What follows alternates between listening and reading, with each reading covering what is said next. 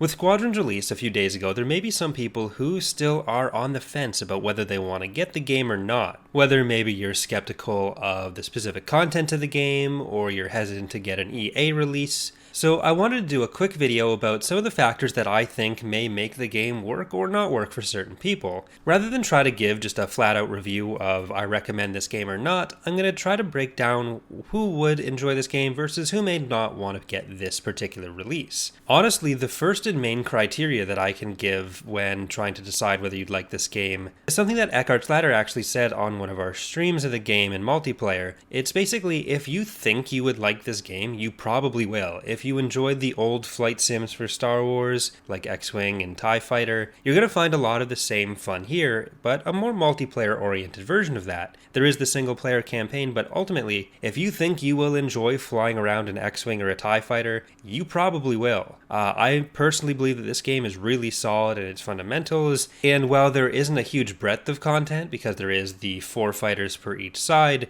and a limited amount of maps, the execution on those mechanics is all really good and feels how you would want it to feel. So if the idea of sitting in a TIE Fighter or an X-Wing really appeals to you, then I think you'll really enjoy this game. There's a lot to enjoy here. I personally hadn't had a lot of experience with VR systems, for example, before this, and one of the things I was really looking forward to was experiencing the game in VR. I mentioned this in my video yesterday, but I was kind of afraid that if I wasn't playing in VR, I wouldn't enjoy the game. But when I played for the first time without the headset on, and then later played with it on, and then took it back off, I didn't really find that my enjoyment varied that much. They had different things to offer, and my experience in its specifics changed a bit, but I enjoyed it both ways. So it's not really going to feel like a gimmick to get people in. I think both are solid, but if it's a thing where you think, oh, am I just going to enjoy this for a couple hours in VR and then it's kind of done, that hasn't been my experience so far. That being said, as much as I enjoy this game personally, I wouldn't recommend it for everyone. So if you are, for example, looking for a really long story campaign, this is primarily, it seems to me, a multiplayer-oriented game.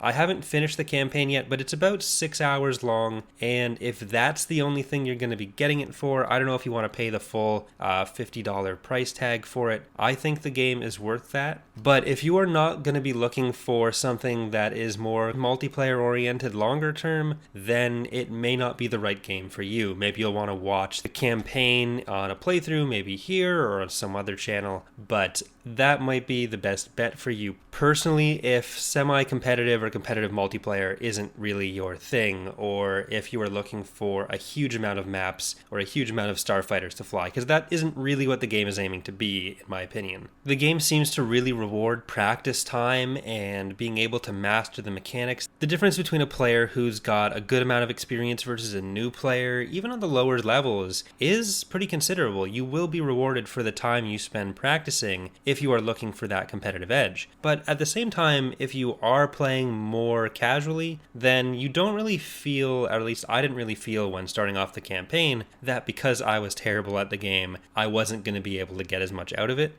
So if you're just looking for playing the campaign and maybe casually playing some dogfights, that would be probably worth getting as well. But again, I think the main thing is if you are looking for simply the single player experience and you're not looking towards any multiplayer stuff at all, then you'll probably want to skip this title. If you are looking for a multiplayer title, whether it's something you want to play with your friends in a small group or if it's something that you want to play as a competitive grinder, then I think this game is probably right for you. I've definitely put in fewer hours so far than some of the friends I've been playing with, so when I was in their games, I wasn't doing super well, but even in those situations, I didn't feel like my enjoyment was hampered.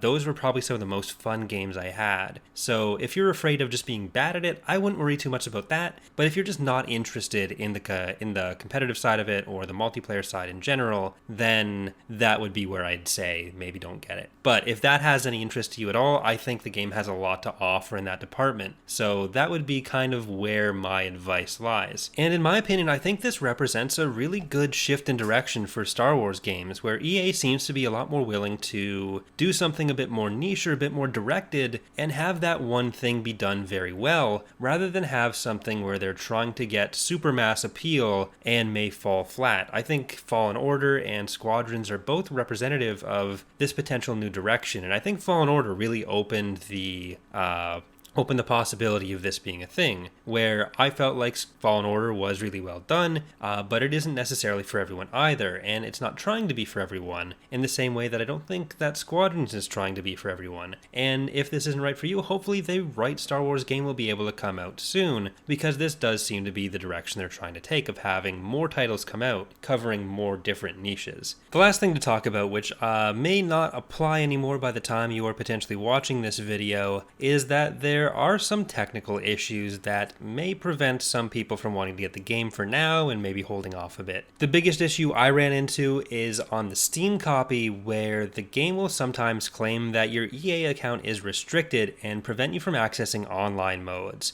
This is something that they are definitely aware of and that will hopefully be fixed soon, but for some small subset of players that would definitely ruin a lot of the experience, especially with something that is so online oriented. You can still play the campaign, but obviously being unable to access multiplayer in a multiplayer oriented game is not great. There are some other control issues, specifically hardware issues, that are particular to interactions between specific hardware in the game. That's the kind of thing that will almost certainly be ironed out over time, and I think they have said that that is their main priority right now, is sorting out any of those issues. So maybe keep an eye on that if that is something that you think would impact your enjoyment, like if you have a flight stick and you're not sure if it'll be compatible. I personally use a flight stick for the game. I don't think that's necessary to enjoy it, but it is something that is worth keeping in mind. So hope that helps some of you make a decision on this game. I definitely recommend it if you are interested in the things I talked about. I'm having a lot of fun with it. It's something that's probably going to be on the channel a lot coming up, so thanks for watching. Consider subscribing if you'd like to see more coverage on this and other Star Wars games, and hope to see you next time.